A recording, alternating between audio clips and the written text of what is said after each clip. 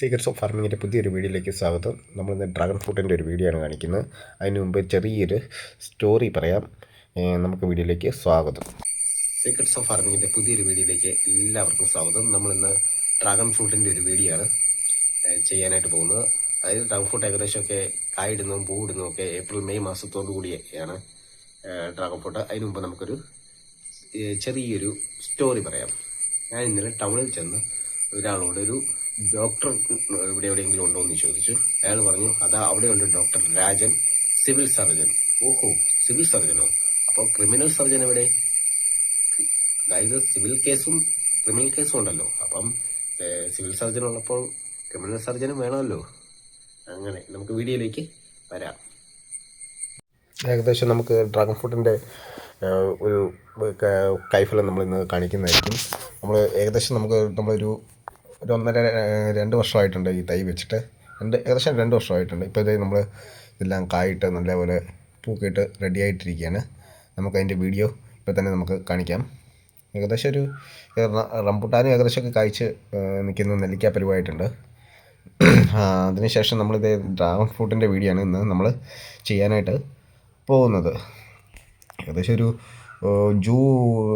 25 ദിവസമാണ് നമുക്കൊരു ഡ്രാഗൺ ഫ്രൂട്ടിൻ്റെ ഒരു പൂ ഇട്ടതിന് ശേഷം നമുക്കൊരു 25 ദിവസം നമുക്ക് അതിൻ്റെ കായ്ഫലം ലഭിക്കുന്നതായിരിക്കും. ഏകദേശം ഒരു റെഡ് കളർ ഇതൊരു 25 ദിവസമായിട്ടുണ്ട്. ഇതിപ്പോൾ നമുക്ക് ഏകദേശം ഒരുപാട് കായുള്ളതുകൊണ്ടാണ് ചെറിയ വലിപ്പക്കുറവൊക്കെ വരുന്നുണ്ട്. ഇത് ഏകദേശം പഴുക്കാറായി. ഇപ്പോൾ ഈ ഒരു പഴുത്ത പരുവം വരുമ്പോഴത്തേക്കും നമുക്കിത് പറിച്ചു വെക്കണം. പറിച്ചു വെച്ചില്ലെങ്കിൽ കിളിശല്യമുണ്ട്. അല്ലെങ്കിൽ എന്തെങ്കിലും കവറിട്ടൊക്കെ ഇത് മൂടി വെക്കുന്നതൊക്കെ നല്ലതായിരിക്കും. നമ്മളിപ്പോൾ ഇത് പറിച്ചെടുക്കുകയാണ്.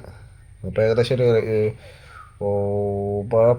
കഴിക്കാൻ പരുവമായ രൂപത്തിലാണ്. ഫ്രഷ് കഴിച്ചെങ്കിൽ മാത്രമേ നമുക്ക് അതിൻ്റെ ഒരു ടേസ്റ്റ് ലഭിക്കുകയുള്ളൂ.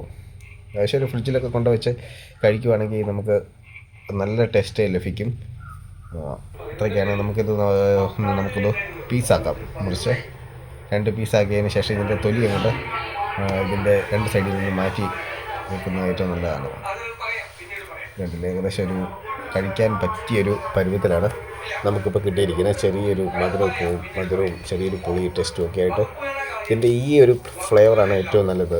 ഈ ഒരു റെഡ് കളറിൽ ഡ്രാഗൺ ഫ്രൂട്ട് നമുക്ക് എപ്പോഴും ഒരു ഏപ്രിൽ മാസം പൂടാൻ തുടങ്ങിക്കഴിഞ്ഞാൽ ഒരു കണ്ടിന്യൂറ്റി ഒരു സെപ്റ്റംബർ ഒക്ടോബർ വരെ ഇങ്ങനെ കായ്ഫലം നമുക്ക് ലഭിച്ചുകൊണ്ടിരിക്കും.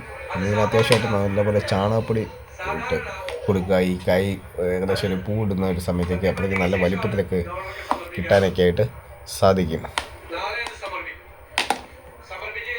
പിന്നെ അധികം നമുക്ക് വെള്ളമൊന്നും ഇതിന് ആവശ്യമേ ഇല്ല. അത്രയ്ക്ക് വളരെ ടേസ്റ്റിയാണ് ഈ ഫലം.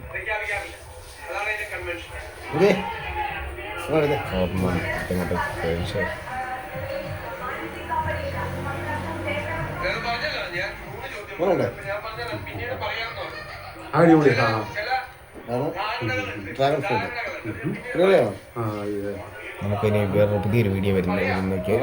Okay, bye, see U.